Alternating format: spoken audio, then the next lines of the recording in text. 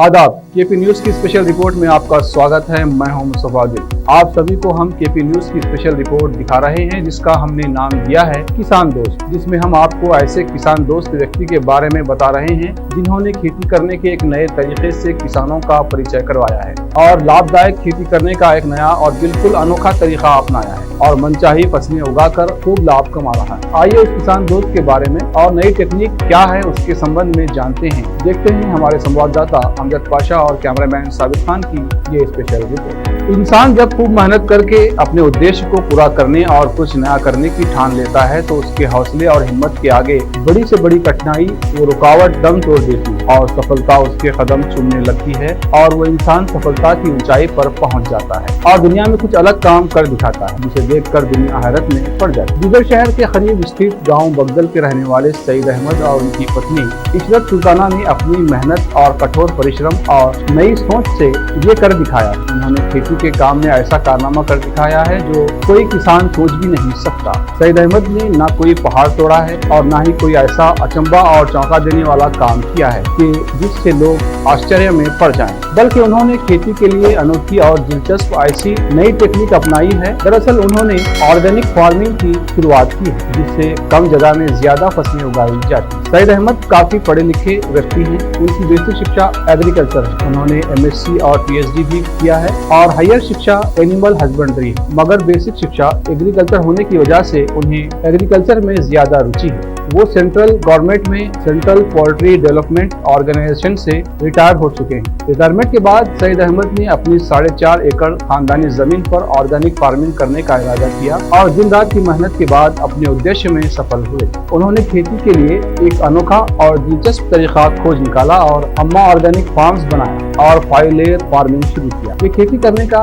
एक ऐसा तरीका है जिसमें कम जगह में एक साथ कई फसलें उगाई जाती हैं। एक ही जगह पर अलग अलग किस्म की फसलें उगाई जाती हैं। एक फसल से दूसरे फसल के बीच 6 इंच का फासला होता है। आप देख सकते हैं कि सईद अहमद ने किस तरह ये फसलें उगाई है। ये देखिए, उन्होंने अदरक, कद्दू, करेला, तुरई, कोथिमीर के पौधे लगाए। इसके अलावा उन्होंने यहाँ बम्बू भी गाड़े हुए हैं। इस ऊपर जाने वाली और चारों ओर फैलने वाली बेल फैलाया जाता है। इसके अलावा यहाँ कई लोहे के वायर बांधे गए हैं। इस पर दूसरी बेलें जैसे करेले की बेल और तुरई, खीरे की बेल फैला दिया जाता है। सबसे महत्वपूर्ण बात यह है कि एक ही जगह पर इन फसलों को उगाने के कारण इनको पानी भी कम लगता है और एक ही पानी से ये सभी फसलें तैयार होती हैं। आप देख सकते हैं यहाँ पानी देने के लिए भी पाइपलाइनों की व्यवस्था की गई। इस तरह सईद अहमद और उनकी पत्नी की मेहनत से साल भर में कई फसलें उगाई जाती हैं। ये तरीका बहुत ही उपयोगशाली और बहुत ही लाभदायक है।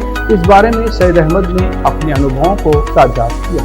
अमजद भाई, जैसे इंसान को जीने के लिए हवा, पानी और ग़िज़ा 3 चीज़ों का ज़रूरी होता है, उसी तरह ग़िज़ा हमारी ज़िंदगी में बहुत ही अहम रोल अदा करती है। और सेहतमंद ग़िज़ा के लिए आज इंसान बहुत ज़्यादा परेशान है, क्योंकि केमिकल फार्मिंग आम हो चुकी है और लोगों को केमिकलाइज ग़िज़ा खाने को मिल रहा है।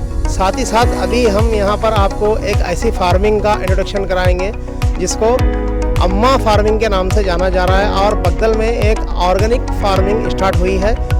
डॉक्टर सईद अहमद नामी व्यक्ति ने इसको शुरू किया है और ये बहुत ही अच्छी शुरुआत हुई। यहाँ पर बीदर से बगदल के गांव थोड़ी सी दूरी पर यरनली जाने वाली रोड पर एक फार्मिंग शुरू की गई है, ऑर्गेनिक फार्मिंग, जहाँ पर बिल्कुल ही अलग और अनोखी अंदाज में फार्मिंग की जा रही है, जिस फार्मिंग को 5 लेयर फार्मिंग के नाम से जाना जा रहा है।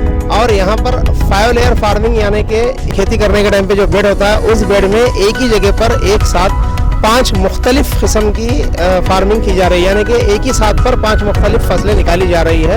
बहुत ही अच्छे अंदाज में टेक्निकल ये नया फार्मूला लॉन्च हुआ है और लॉन्च करने वाले जो व्यक्ति है डॉक्टर सईद अहमद है। आइए हम आपको तमाम जानकारी यहाँ पर सईद अहमद साहब से सुनाएंगे। मेरा नाम सईद अहमद है। मेरी क्वालिफिकेशन में BSc एग्रीकल्चर हूँ, MSc किया हूँ और PhD किया हूँ।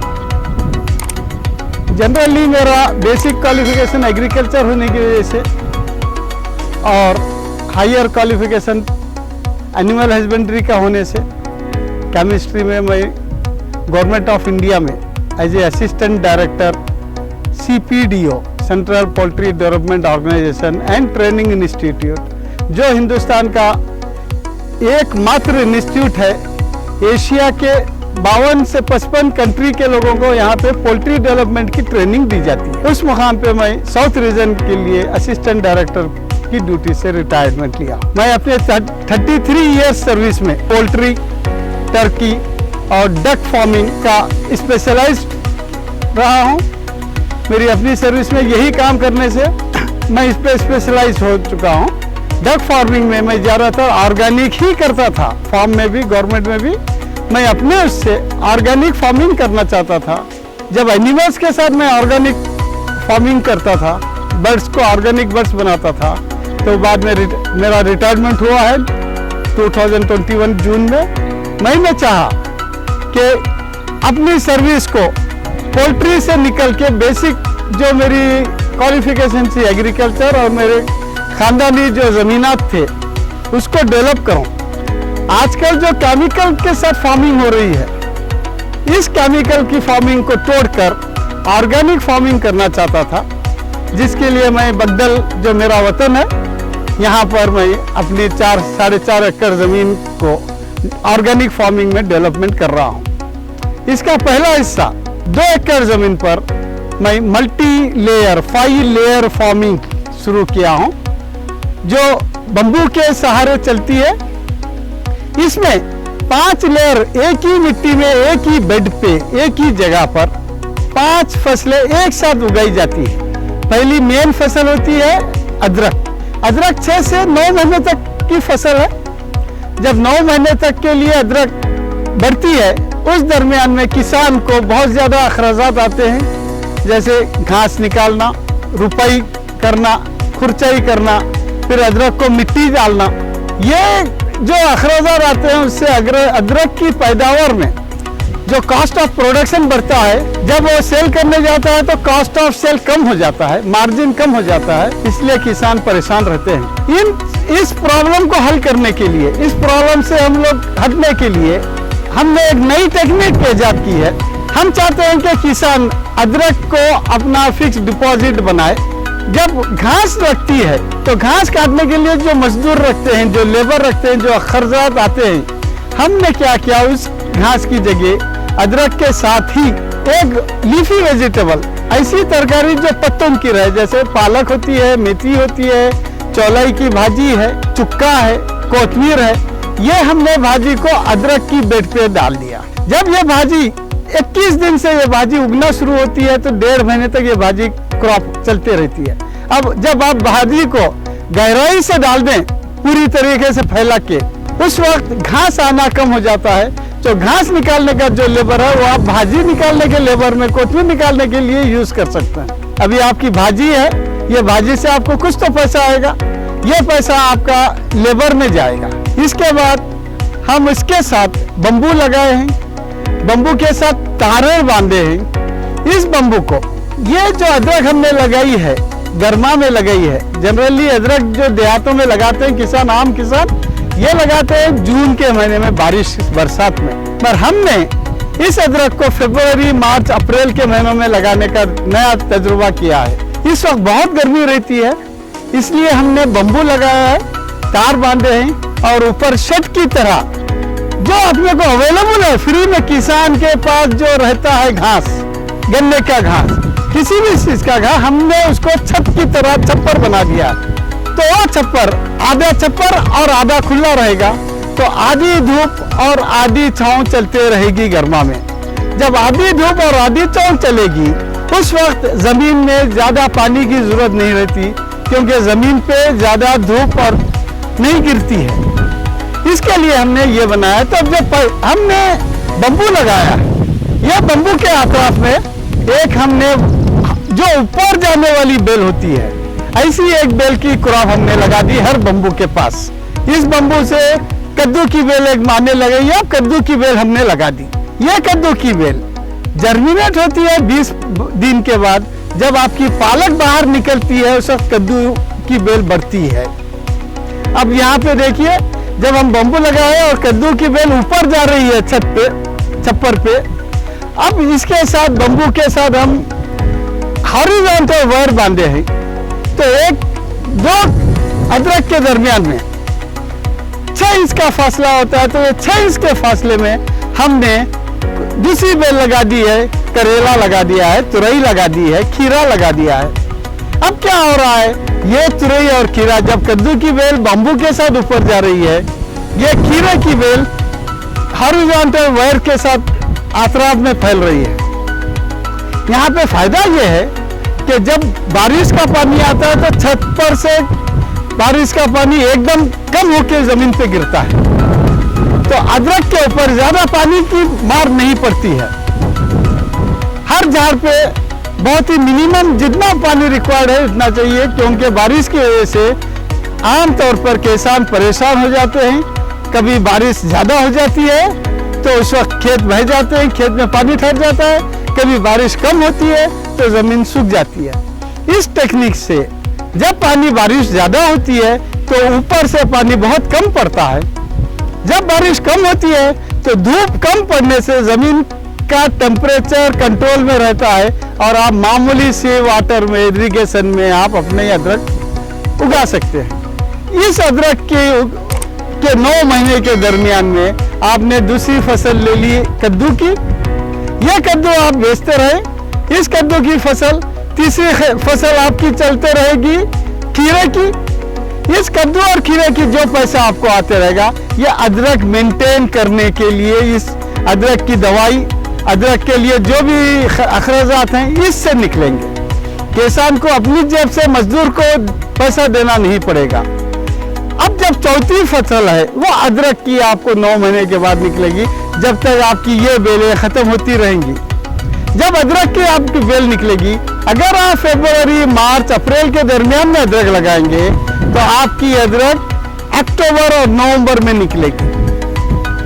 आमतौर से अक्टूबर, नवंबर, दिसंबर में अदरक की कीमत ज्यादा रहती है और जो फसल जून में लगाते हैं वो फसल निकलती है मार्च, अप्रैल में। मार्च, अप्रैल में अदरक की कीमत कम हो जाती है। तो आप जब सरमा में अदरक की फसल निकलेगी आपको अच्छी खासी कीमत मिलेगी। दूसरी तरफ आपका अपना जो लगाना होता है, जो पैसा लगता है वो कम लग गया है, लेबर आपका मार्जिन कम हो या ज्यादा हो, आपको अदरक से पूरा अदरक आपकी फिक्स डिपॉजिट हो गई है। इस टेक्निक को हमने दिया है कि 5 लेयर फार्मिंग, एक ही बेड में 5 आइटम एक साथ उगे, ये हमने नई टेक्निक की है। सईद अहमद के इन अनुभवों और उनकी ओर से की जाने वाली 5 लेयर फार्मिंग के तरीकों को अपनाकर उनसे सभी किसानों को खेती का ये नया अंदाज सीखना चाहिए। सईद अहमद कृषि विभाग में नए उपयोग करके किसानों के लिए मिसाल बन गए हैं। उनके फार्म्स के आसपास के किसान भी उनके इस कारनामे से प्रभावित हैं और सईद अहमद की सराहना करते हैं। इस संबंध में कुछ किसानों ने भी केपी न्यूज से बात की। मेरा नाम MD अकरम है, मैं बगदल का रहने वाला हूँ और सबका पड़ोसी हूँ। और यहाँ पे आने के बाद ये जो काम चालू करे साहब, कद्दू का, खीरे का, करेले का और अदरक का 2-4 आइटम इसमें निकालने से किसान को बहुत फ़ायदा है इसमें। तो ये क्या है, बहुत अच्छा आइटम है और सब किसान करना ये ऐसा ये है। और हम ये बाजू रहने की वजह से हर चीज़ का तजुर्बा हो रहा है ये चीज़ इसमें, और ये हर किसान करा तो इसको बहुत फ़ायदा मिलेगा। और ये फर्टिलाइजर का कोई ये नहीं है, ये खुद ऑर्गेनिक पूरा रेडी होता, दवा मारने का, करने का, हर चीज़ का। तो इससे क्या है, किसान को बहुत फ़ायदा होगा इसमें, हर चीज़ अच्छी तरीके से। हम बाजू रहने की वजह से पूरा मालूमात हो रहे हैं हमारे को, और ये किसान करना ज़रूरी है। और इसमें दूसरे फसलों में उतना फ़ायदा नहीं है जो इसमें फ़ायदा भी है और 2-4 आइटम भी निकलते हैं इसमें। मोहम्मद नईमुद्दीन, मेरा वतन मंडली है। मुझे भी ज़राअत करने का बहुत शौक़ है, ऑलरेडी मेरे पास भी ज़राअत है। उसको देखने के लिए मैं अपने दोस्त मोहम्मद सईद अहमद के पास आकर देखने के लिए आया। यहीं पर ही हूँ मैं। ये अपना पूरा तजुर्बे की खातिर मैं यहाँ पर काम भी कर रहा हूँ, साथ में उनका हेल्प भी कर रहा हूँ और मुझे शौक़ हो रहा है और बहुत दिलचस्पी हो रही है ये देखकर। बहुत अच्छा भी लग रहा है मुझे, इसलिए मैं यहीं पर ही रहकर पूरा काम कर रहा हूँ। इसलिए सभी किसान भाइयों को चाहिए खेती करने के इस नए तरीके को उन्नति देने के लिए इसके बारे में ज़्यादा से ज़्यादा जानकारी प्राप्त करें और अपने खेतों में इस ऑर्गेनिक फार्मिंग की शुरुआत करें, जिससे खेती में नई ऊंचाई प्राप्त होगी। दोस्तों, आपने बगदल के निवासी और खेती को एक नया रूप देकर किसानों के लिए एक उदाहरण बनने वाले और किसानों के लिए खेती करने की एक नई राह बताने वाले किसान दोस्त सईद अहमद की कोशिश और उनके परिश्रम से ऑर्गेनिक फार्मिंग के नए और अनूठे तरीके से खेती करके एक पहचान बनाने के संबंध में जाना। सईद अहमद के इस कारनामे से किसानों को सीखना चाहिए ताकि वो भी कम जगह पर ज्यादा से ज्यादा फसलें उगाकर अपने जीवन को खूब लाभदायक बनाएं और सुखी जीवन जिए। केपी न्यूज 24/7 की इस स्पेशल रिपोर्ट में फिलहाल इतना ही। अगली बार ऐसी ही एक स्पेशल रिपोर्ट लेकर आपके सामने आएंगे। तब तक के लिए दीजिए आज्ञा। धन्यवाद।